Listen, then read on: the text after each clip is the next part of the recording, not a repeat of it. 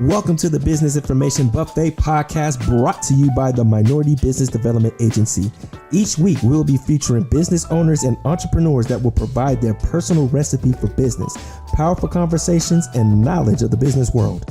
We amplify the stories of various backgrounds, cultures, and expertise. Our self-identity is as diverse as our social community. We cultivate a community of like-minded individuals that share their different perspectives, broadening our worldview. Are you ready? This is the BIB Podcast, where everybody eats. Ladies and gentlemen, are you ready? Welcome back to the Business Information Buffet Podcast, also known as the BIB Podcast, where everybody eats, here at the College of the Sun of Nevada, the North Las Vegas campus, formerly known as Cheyenne Campus for all my Las Vegas natives, under the operation of MV Grow. So, I am your host, Sean Torrey, with our DJ Icebreak. DJ Icebreak. Yes, sir. Our topic today is called pouring into Cereal Killerz with a special guest. Now, ladies and gentlemen, today's guest is one you define as a true trailblazer. Our guest today is a Las Vegas native who attended Clark High School, left for college for 1 year before returning to Las Vegas to attend CCSN. CCSN, they dropped the C after you, bro. In 2008, this gentleman started a career with the City of Las Vegas Department of Detention and Enforcement before transferring to the Department of Urban and Economic Development. He became the youngest, let me say that again, he became the youngest supervisor for the department in 2017. Round of applause for this king, come on now. In 2019, this gentleman and his wonderful wife, Jessica, opened their business after 1 year of planning. The infamous Cereal Killerz, ladies and gentlemen. They now have 3 locations in 2 states with another on the way. This gentleman enjoys playing sports, grilling, mentoring youth, spending time with his family and friends. This gentleman right here believes you cannot be trusted if you pour milk before your cereal. I can't trust you either. I can't trust you either. Ladies and gentlemen, today, without further ado, the Tesla lover, the founder and owner of Cereal Killerz, Chris Burns. Ladies and gentlemen, what's going on, my good brother Chris? What's going on, y'all? Man, good. How you feeling, man? How you I'm feeling? good, man. Good. Man, it's good to see you, man. How's everything going? Tell the people about yourself, Chris. You just did that, bro. You right? I did, but I left things out. Oh, man. As y'all can tell already, I'm a clown, and please forgive me ahead of time because I usually just say what comes to my mind first and think about it later. But yeah, man. Yeah, I'm happy to be here. It's tough right now, just coming out of the pandemic with businesses and then, just trying to deal with these employees because all of our parents, we would always be like, man, this generation don't want to work. But when I tell you about this generation, yes, I don't even know what letter we on, ABC, whatever. This generation, they don't want to work. Yeah. They want to turn up. They want to be, then they want money. So it's like, just make your choice, bro. Just try to find that balance. But yeah, that's been surprisingly, forget the pandemic, the mandates, that's been the toughest thing is being a parent, a friend, a business, a boss, a supervisor, all in one to these kids that don't have a lot of guidance. Right. So like I say, that's my life right now. Just trying to staff, we need 30 people, just trying to keep 30 people staffed at all times when people really are not trying to work. So yeah, that's just my life. Right now. Let's go. Round of applause for my guy, Chris. Yeah. But I think because it's weird how the generation is now, right? We've seen a lot. If you really think about it, we've seen, social media. So the social media boom. We've seen 9/11. We've been through the pandemic. We've been through the market crash, the recession, the Great Recession. We've been through so much in this generation. And I'll say, I guess millennials and the generation before us. Who's the I forgot that generation name, but. Yeah, we've been through a lot. We've been through a lot, and it's like, man, I don't think they can really say that we're lazy all the way. We're not, man. They did. Can't say that. Well, I think with technology, we found a better way to do it. To do things exactly. We find easier ways that are more efficient, that take less energy. So it's not like we're lazy. I think that our generation I'm not going to say the most important because everybody has their role. I agree. But we did the most. Like we've created the most jobs. Right now we have the most millionaires, the most billionaires. We have like, so say we're doing something right, you know? So it's like definitely our generation definitely is going to leave that stamp, and, you know, hopefully the next generation continues to grow, which they have been, but it's like a lot of important things have happened. So, Right. you know, we've been through, like I said, we've been through so much just from bad presidents. I'm not going to talk about that, but yeah, we've been through so much just from, like I said, the recession, the Great Depression, the market crashing, the housing crashing. You know, just like we've had it a lot tougher, and then, you know, now like mental health is such a big thing, and it's like, yeah, so it's just a crazy world. Like everybody's so sensitive, you can't say anything. Comedians can't say anything. So it's just it's a good time, and it's also a bad time because this whole cancel culture. The cancel culture, yeah. It's like I say, it's just, come on, like people are just too sensitive, and they're not really that sensitive. It's just they have a platform to be sensitive. Yeah, I think because we've come to. I remember there was a time where you can have a conversation with someone. I can disagree with you. You can disagree with me, but I respect what you're saying. I see some points. I just like, no, I respectfully disagree, but I still rock with you anyway. Yeah. But we've moved away from that. Like it's like everyone has the right to have their opinion or their beliefs and their morals.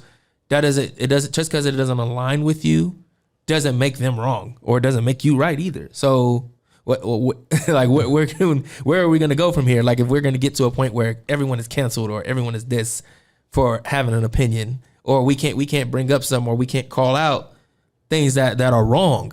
Like we can't call out things that are wrong without it being like, oh well, no, this is no, all right, bro. Yeah, all right, I'd rather not have the conversation. Yeah, that's the tough part. Like I just wish that, you know, hey, that's your opinion, fine, because like you have certain groups, like whether whoever it is, that it's like, hey, you should feel I'm this and you should accept me. Yeah. And they get angry and like they really like, you know, push that agenda. But then if you don't accept them, they get mad at you. Yeah. If you do, like, so it's just like, I just want, bro, everybody do what you want, live your best life, be great, love yourself, and don't worry about what other people think of you, bro. Like you're yourself, you control your happiness. And like that's the biggest thing that I'm trying to learn, because like the biggest thing that I had to ask myself, like just growing businesses and starting them, is like, what actually makes me happy? And I still don't know that answer because I don't know. Like, I don't think is happiness real? Like, can you actually be happy for a long period of time and not just little spikes in life? What is happiness to you? I think it's different to everybody. It is. But can you really be, can somebody legitimately say, hey, I'm happy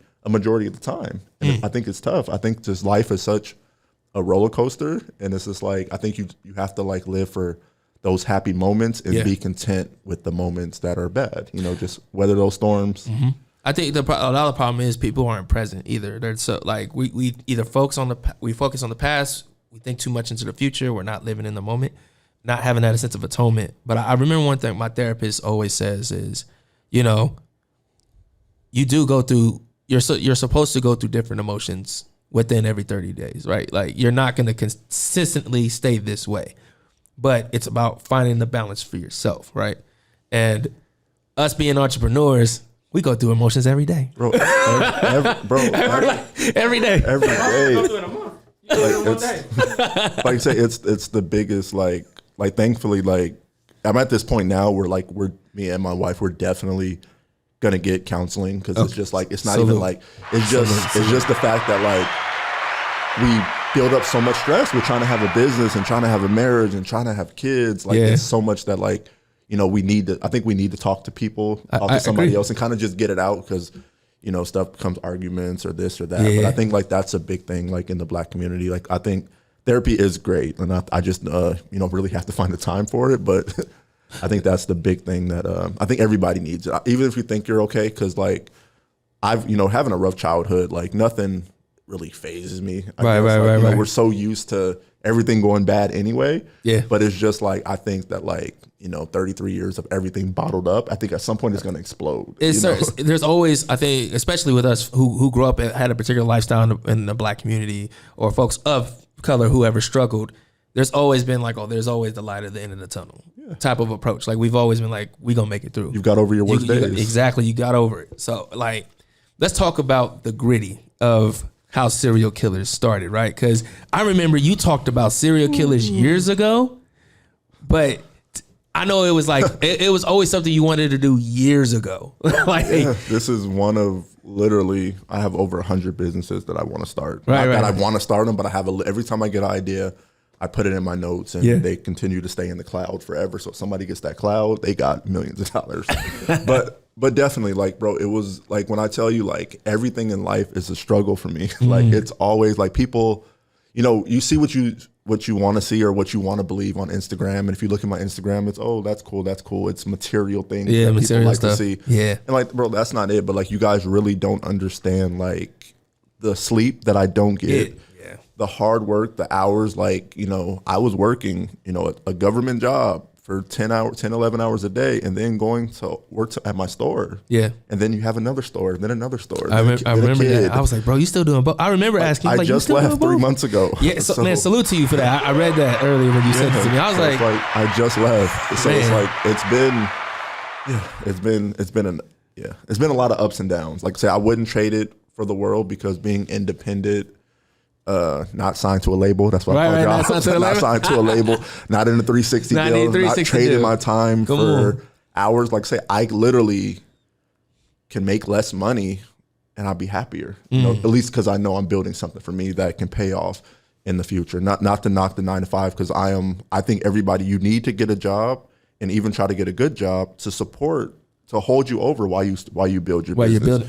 Don't go head in like, you know what, I'm going to give it my all. Bro, you have responsibilities. I have children. Like, so it's like, don't knock it. I'm telling you, that consistent money, when you know every other Friday that check is going to come, like, use that to your advantage. Like, use it, save it, help it to build yourself with your new business. Because that's starting, if you don't have rich families and rich parents like most of us don't, like, that is not the way to go, because all you're going to do is struggle, and you're going to struggle without any money coming in. Then you're going to probably do some things you probably shouldn't be doing. Right.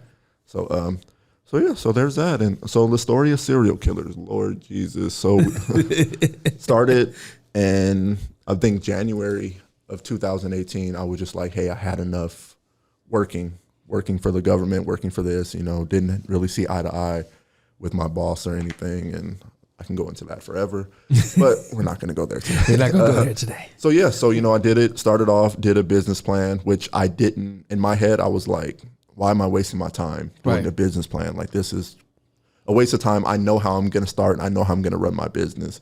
But it was actually like the best thing that you can actually do. It takes weeks and months. It took me over a couple months, but it's a roadmap. So at least now I go back and I look at that plan and I see like, hey, yeah, we pivoted. We're not on that same plan, same trajectory, but it's like, at least you have to know your business before you can start a business.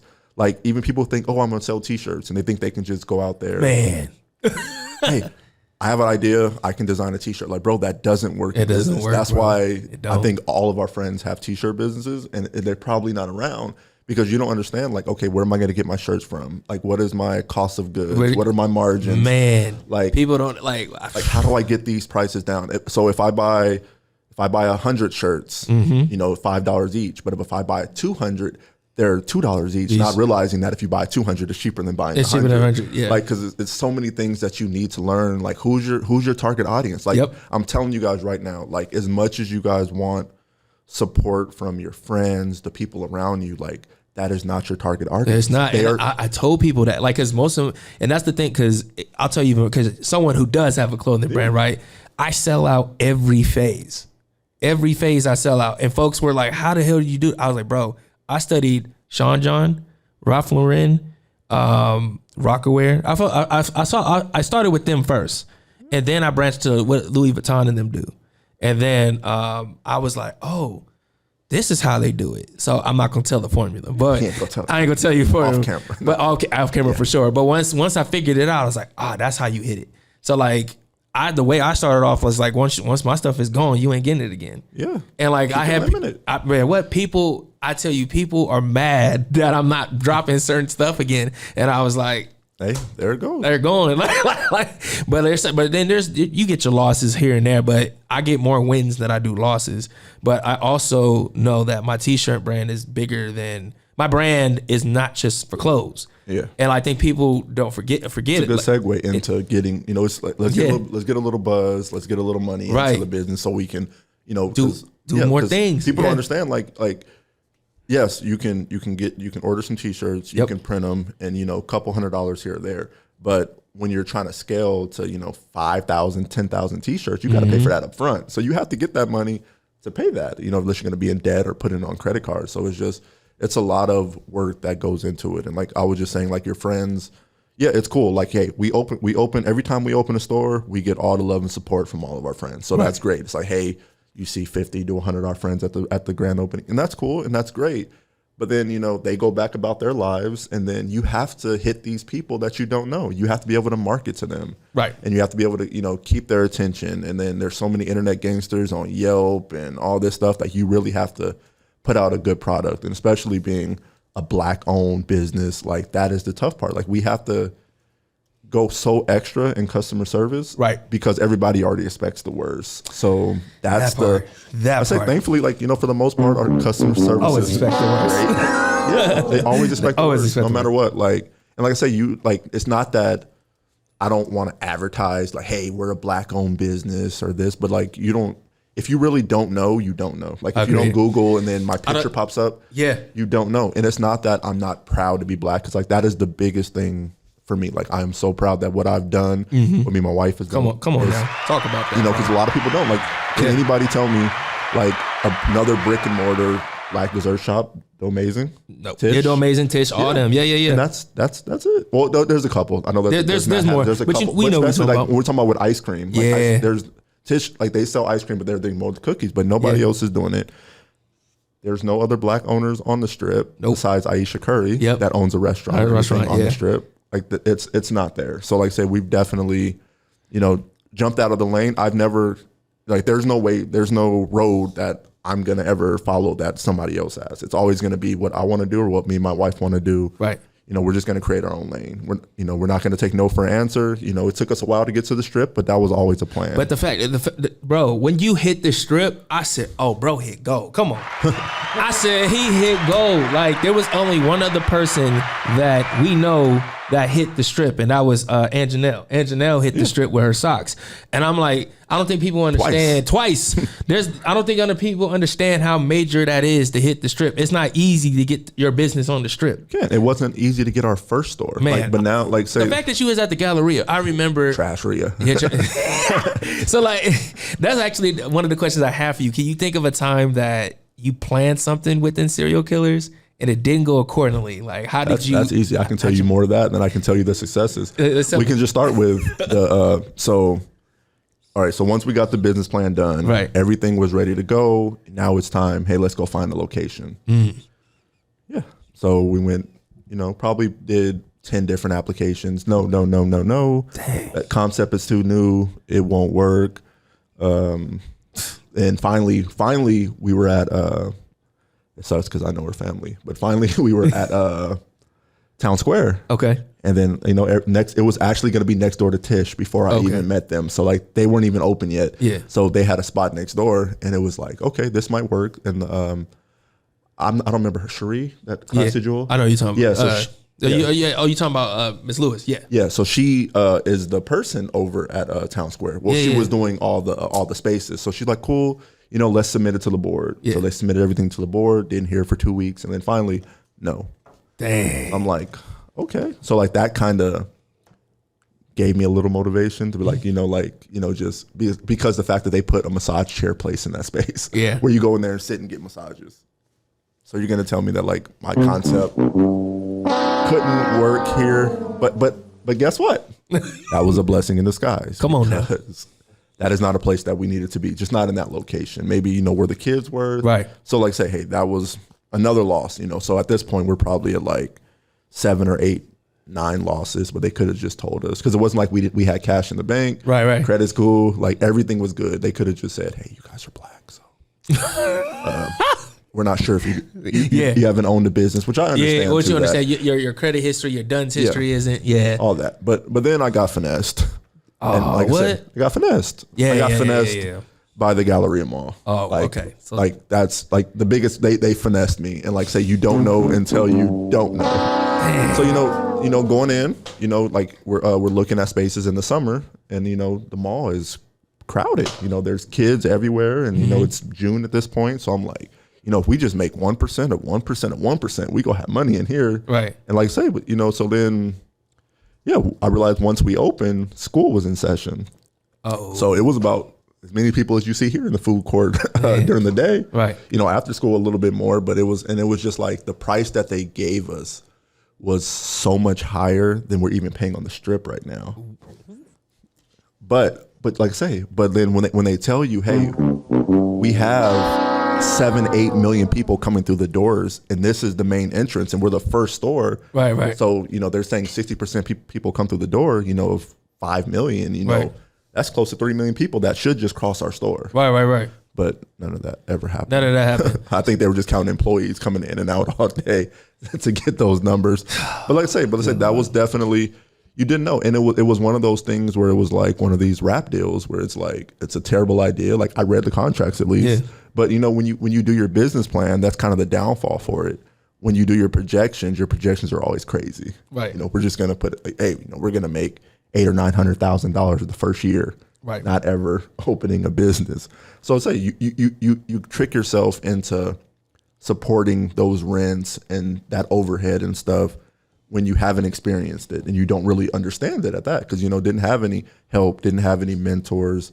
Like I say, it was one of those lessons that I still wouldn't trade for the world. I wouldn't trade because I needed to, because now our deals and all of our our deals are way better. Right. Like just the setup of them, how many years you get, Come on now. You learn. Come on now. It's the only issue when you don't learn, So like I said, that was just tough. And then that store, we had a very bad contractor. Yeah. He kind of screwed us a little bit, put some really cheap stuff that we didn't pay for that wasn't even allowed by health districts. So we were in up 8 or 9 months. So we're paying rent at this point. Yeah. We're 8 or 9 months delayed. So it was just a nightmare. It was a hole that we could never get out of because how far of a hole we had to start in. Right. Just with the startup costs, you don't really understand, in my head, a table costs, well, let's just say, a waffle maker. You go to Walmart. Yeah. I was like, we can buy the best waffle maker there is. We can spend $150 on a great waffle maker. Right. But then you find out in restaurants you have to have commercial. You get a commercial waffle maker. And the cheapest waffle maker is $700. Yep. So everything like that, like the prices went from, it's like a wedding. It went from, hey, we have our budget here, but it comes out 5 times more. And they get you because, you can't get it for wholesale price. None of that. Nothing. What's crazy? I learned about that part, like working at Wendy's. I learned about the machines, and I was like, what? Like, they charge you how much? Everything has to be NSF certified? Oh, yeah. I didn't, I'm learning all this stuff with working with food. So that's why I was very interested I remember when you post, yo, Cereal Killerz is coming. I was like, what is that? They sell cereal. That's the thing. They just sell cereal bowls. I remember because when Mike came in town, and I think y'all were all at Buffalo Wild Wings, and I came and met up with Mike. Oh, yeah. That's when you really talked about it, and I was like, yo, that's going to be easier to get through inspection in my mind, because I'm like, it's cereal, so you don't have to go through you don't have to go through that. That's what I was thinking. It's definitely easier for us because we have very minimal products, and we don't do any cooking, so we don't need hoods and all that. Yes, all the hoods and the vents and all that. So we're really flexible in the spaces that we can go in. But so that was it. So that whole store was it was college for us. It was like going to business school, because even though I couldn't learn any of that in business school, you laid it on the ground. So man, come on. Yeah. So we definitely needed that. So let's come back. It's about a year later. It's like, hey, what are we gonna do? Are we gonna try to come up with this money that we owe these people and this back rent because the numbers wasn't working out? Or are we gonna just take this money that we have and go open another store? Right. Because I was like, in my head, I'm like, bro, everything, like if you take away the money we're making, which is the most important thing, everything is heading up. Like our popularity is growing. People love us. We're like a 4.5, 5 star. Come on all these websites. So it's like what is going on? I know it's not us, because when people try us, it's the best thing they ever had. That's true. And people think it's gimmicky. Like it like the whole idea is a gimmick, but like when I tell you, like we actually use quality ice cream. We have our own brands of ice cream now that people don't even know. We haven't even put that out there. That cinnamon toast waffle. That's my favorite. That cinnamon. I'm an advertiser. Ladies and gentlemen, that cinnamon toast waffle is the best thing ever. I promise you that. And it's that. So it's just like what is going wrong? So I was like, you know what? So actually, so we were like, hey, we're gonna go find a new space because this isn't working for us. And then we're paying these higher rents. because the mall is supposed to provide all this foot traffic that doesn't exist. Like there was a whole story on Black Friday in our mall, like where are the people at? Like it was a joke. Like so I was like, you know what? Like, yeah, it's a loss, but I'm like, bro, like this isn't us. Like there's really nothing we can do better at this point. Like I can go spend all this money on ads to get a couple of people in, but it was finding out that who our customer base was, they didn't want to come to the mall, park their cars, have to come in. So it was just too much of a hassle. So we had to get out in the neighborhoods. So most people know Chuck, Officer Jackson. Officer Jackson. Salute to bro. So and his fiance at that time, she has a nephew that was just born, and we had a bunch of extra clothes from our son, because Khalil, he came out at a 2T thing. He was already big. So it's like, hey, let's just go give all these extra diapers to them. And as where we meet up, I look and there's a space that's wide open, and it was already set up the way we needed to. So when I tell you from what we learned from our first store, spending like $130,000 to get it open, and it was 9 months delayed. We were able to finesse this store for $25,000-$30,000 and get it open in a month. So say we learned that fast. That store broke even in 6 weeks. I think it's been operating at a profit since then, which that doesn't happen. In the restaurant, usually you're 2 or 3 years in. So that store broke even. So then, all right, now we're working, and every time we open a store, we get 10, 15 calls now from these same people who told us no. It's not going to work. It's not going to work. Now it's like, hey, it's working. Interested in expanding. And it's like even it wasn't her, but Town Square called back and was like, hey, we have these new kiosks we built. And I'm like, nah, I'm good, bro. So it's like at this point, we're turning each other down. So, anyways, I still drive through. I still go through all the parking lots trying to find new spaces. And I walk through the different places on the strip to try to see what's available.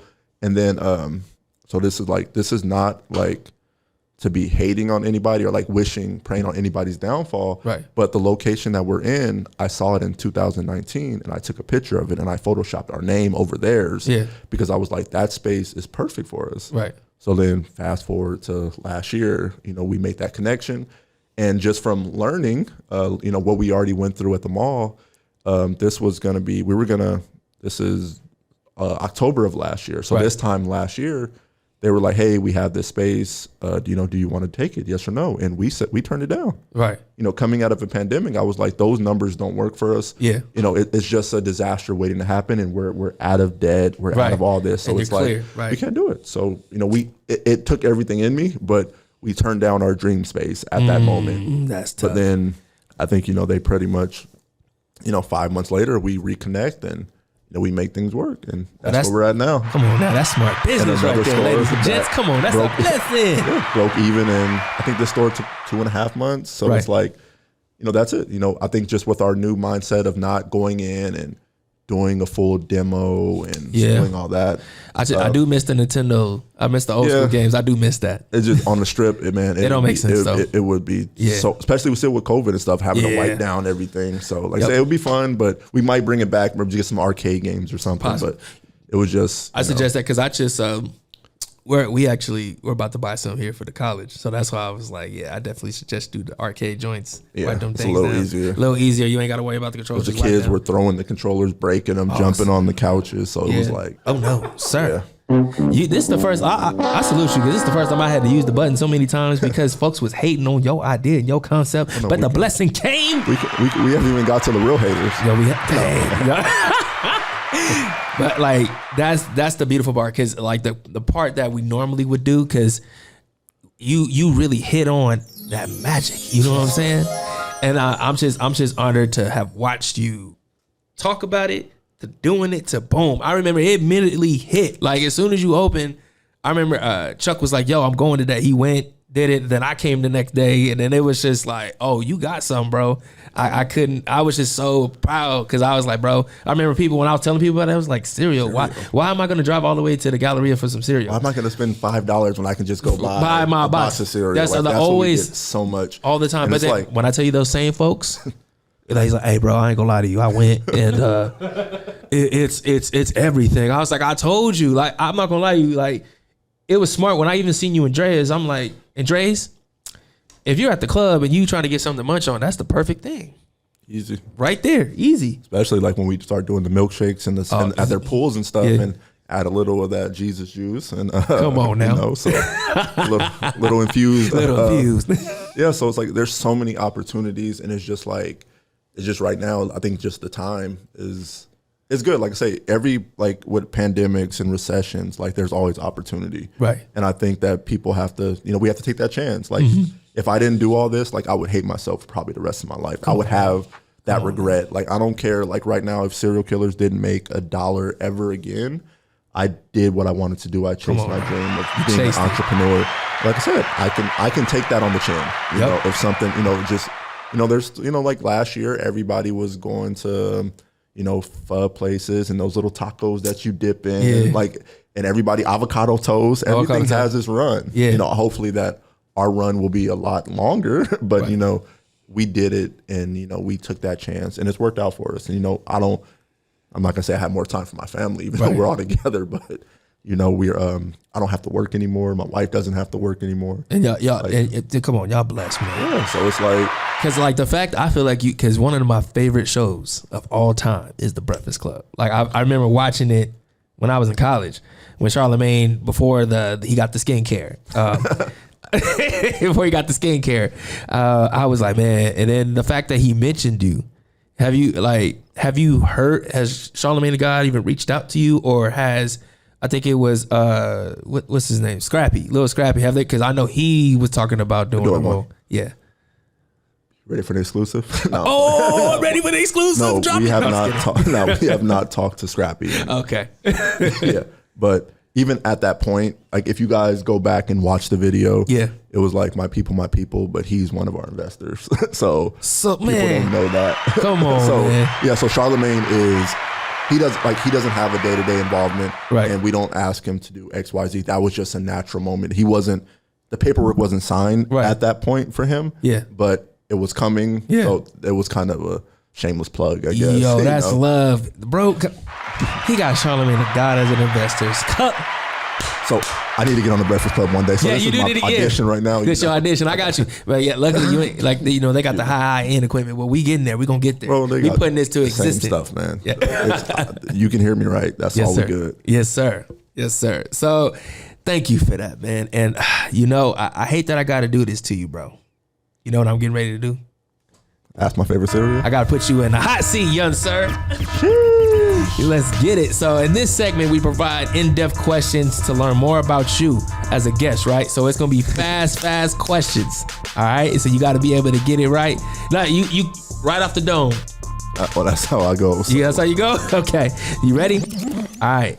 First question. Whole milk or 2%? 2%. Okay. Soy milk or almond milk? Almond if I had to choose. I don't like none of that fake water. Ooh, he said you don't like none of that fake water. So, have you ever... Cinnamon Toast Crunch. No.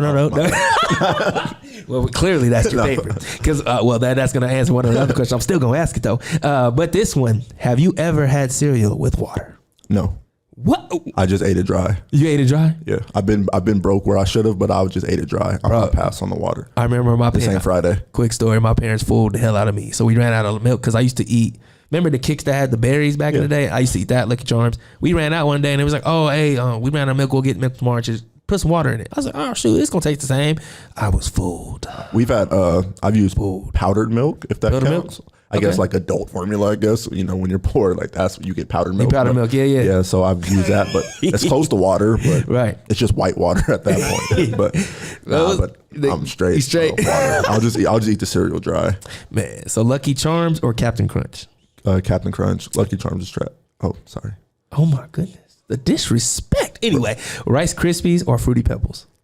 Rice Krispies with sugar, because I'm not a fruity cereal person. Me either. So I'm always going to choose everything else over that. I don't like either of them, to be real with you. So, of course, Cinnamon Toast Crunch or Honeycombs? Bro, that's disrespectful. Like of all cereals, you picked one that's not even in like a top 50. Go against the GOAT. I tried, but Cinnamon Toast Crunch is like Michael Jordan or Luke Longley. All right, next question. Apple Jacks or Fruit Loops? Apple Jacks. Facts. Pops or Kicks? Pops. Frosted Flakes or Corn Flakes? Frosted Flakes, but cinnamon frosted flakes are like top 3 ever, but they are Facts. gone right now. Again, They're gone? They should call me before they get rid of cereals. But Okay, so that's crazy because my last question for the hot seat is: will Waffle Crisp ever come back to the market? it's been back for like 3 months now. I go to the store, I don't see them. It's Smith's. I'm not gonna tell you where they at either. You can come to the store and pay a dub for the box. I will though. No, real talk. I will. I'll tell you off air. Okay, cool. Yeah, I will. Yeah, they've been back. I don't know if you haven't seen our post. They've been back for a while now. Okay, cool. I will come to. I would rather buy them from you than Don't. Okay, Don't do that. just kidding. Strip prices ain't nothing to be played with. You know what? You right, but you made it through the hot seat, dog.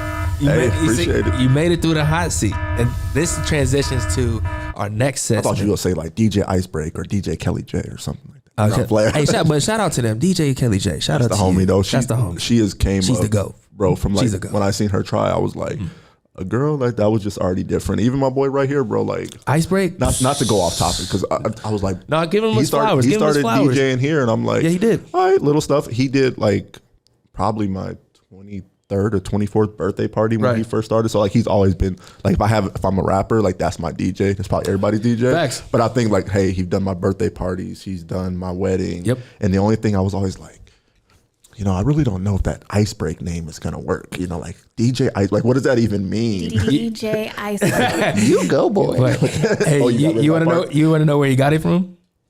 He actually got it from me. Oh, I thought it was one of those No. things where it was like, We gave it I'm to- gonna so- break the ice at the parties, all deep and stuff. So because I'm Alpha, and we both came through the Alpha Men Divas of Tomorrow youth group, and then back then he came in the phase after me. So there was like, yo, he talked about being a DJ and all that. We was like, yo, what we should do? Like they were coming up with DJ names for him because he didn't have one, and I was just like, yo, because I forgot what was your phase name. Y'all phase was like Frozen. What was phase 14? The Meltdown. Was it the Meltdown? Yeah. The Meltdown. So anything breaking. So we came with this ice name, that ice name. I was like, ooh, hey, Icebreak. They was like, yo, and then and we gave it to him, and it stuck. Is that an exclusive? Anybody else know that? Nah, I don't think. I think Yeah. he tells it. He tells it from time to time. I But was like, I'm never gonna be like, hey, why is that your name? But he took it, and everybody knows that name the now. The fact that he got on the billboard with it, I said, hey, so come on, bro. Shout out to Icebreak. He got on the billboard boy, with man. it. I'm proud of my boy. Proud of Brody. Yeah. Everywhere he's been. I remember when he had on the strip. I think it was at the Paris. Yep, that's Was that Chateau. Paris? At Chateau. I was like, yep. my boy that made it. So That, like we So, would yeah, we would be God rest his mother, salute to her. We would be in his room. He'd be making beats back then. He was making beats back then, and I remember Thump gave him the opportunity to DJ at UNLV one time. And Thump was like, all right, I gotta work on you, young fella. And now look at him. Hey, like look at him. It's all that's about been my bro progression. for like 13, 14 years now. Yeah. That's my brother right there. progression, man. Like you say, everybody starts off bad. Everybody starts off with no followers. Like you just have to believe in yourself and Facts. keep it going. So flowers to my boy. Yeah, it's really him.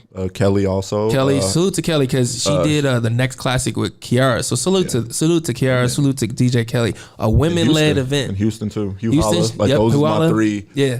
Like people that like no matter what, like if I have an event, like it's always gonna supposed to be them. And then That's how I especially feel. like and then R.I.P. to Rashad. Like that was Rashad, yeah. Jessica's DJ certified salute. that my was brother. Jessica's person. That was helped her get into music and stuff. That was a sad situation. It was. But yeah, shout out to him. Shout out to him, man. So just had to see. If you didn't know, give that man his flowers. And we're gonna give Sarah her flowers. You don't see Sarah, but she in the back. She's our main director. I call her the main director, our main producer. I'm everything else. But like we do this thing together. Shout out to Sarah, man. Like between Sarah, Eric, Curtis, these are folks behind the scenes that y'all see that make the bib happen. And that's how we make our sauce, because that's what's gonna happen now. We talking about that You don't got no sauce. you're lost. You're lost in the sauce. You also get lost in the sauce. And this segment gives us more insight on our guests, and we ask you, what is your special ingredient for your business? And you tell us about why nobody can replicate what you do. You know what I'm saying? So tell us, Mr. Chris, what makes Cereal Killerz a business nobody can duplicate what you do? Yeah, that's definitely a thing because like there have been plenty of cereal bars around the country, and Talk that talk. a lot of them Talk that talk. have went under. Unfortunately, like one of the biggest ones, it wasn't actually in the U.S., but one of the biggest ones, they went under too. And I think it's just people are not willing to pivot and learn from their mistakes. And I think they focus on being a cereal bar. Like say, let's go have a bowl of cereal. Right. And I think that what we did different is that we focused on ice cream instead. Because, you know, cereal is already the most popular breakfast food in the world, and ice cream is the most popular dessert. So let's really work on bringing those together and using social media as our main platform, our main way to get out there. Right. That's what's a lot of, I'm not going to say like older people, but I think it's just our generation is that like, you know, we know how to use social media. Right. So like, let's say if I start a chicken place and somebody in their 40s, 50s start a chicken place, I'm going to blow up faster because I know how to leverage social media, you know. Not that, you know, we have nearly 40,000 followers on Instagram, and we have 550,000 almost on TikTok. So over 500,000. Like there is not a restaurant in Las Vegas that has more followers than us combined. Talk that talk. And I don't care if it's Bobby Flay, like, well, I guess if you use their personal pages, yeah, but there's not a restaurant that has a bigger following than us. Talk that talk. Which, like, say, of course, like, I love the community and like, you know, but our strip store is our bread and butter. Yeah. So having that big following, so when people come to Vegas, you know, hey, we have to stop there. Like, that is always gonna, you know, that's. Not that that's our main focus, but, you know, obviously, you know, when you're 3-to-1 in revenue, like that's where a lot of our focus does go to. Right. So really, like that's what it is. It's, I think our personality, our, you know, what we do on social media. I think that's the biggest thing that sets us apart from a lot of different places. And, you know, it's just kind of, yeah. And it also, it's just like the teamwork that me and my wife has, you know, so it's like, salute to the queen. We know salute to the queen. Our roles. Like I'm not good at day-to-day operations. Like that's not me. I'm more of the behind the scenes creative. Let's try to build social network. Let's try to make content, you know, let's try to do stuff like that. So like, kind of like how I touched on how I said Tesla isn't really a car company, they're a technology company. I think for us, like, I don't want to be a restaurant. I want to be a media company that puts out content that drives you to the restaurant. Right. I think that's the way of the future. So like if I can, you know, grow our following to a couple million. So now I can post t-shirts online. I can sell them their t-shirts, and then I can sell them all these things when they're not in Vegas until we get multiple stores in their cities. Right. And then when they finally come to the city, they're gonna, you know, spend money with us again. So that's the biggest thing, is just trying to make sure that the content is good and we're getting our message out there, you know. Right. And then just, you know, really, so that's really what it is. I think it's really a combination of our personalities, because, you know, I'm outgoing, she's not. So it's just a good balance and a good team. Right. And she knows what she's good at, and I'm not good at the day-to-day. I'm not good with making sure people get their paychecks. Like that's everything that she does. Like, right. You know, so it's just finding that balance, and just, you have to do something different. You can't do, because almost everything in this world has been done before. Yeah. You know, I think people just find, you have to find ways. something different. They find their flavor. Right. Yeah. So yes, like the whole cereal, like the cereal gets their attention. Like that. That's honestly what it is. Because I couldn't open an ice cream place right now and get the same attention that we get. Like it's just that part is catchy, but you also have to keep those customers. So we have to really put out a good product. You know, we have the waffles, the iced coffees, the milkshakes. You know, so like, and then that's another thing. Like we don't focus on ice cream, because I think that's kind of like, yes, we do. Sorry, let me rephrase that. Right. Most people say, hey, you know, you have Baskin Robbins and Dairy Queen.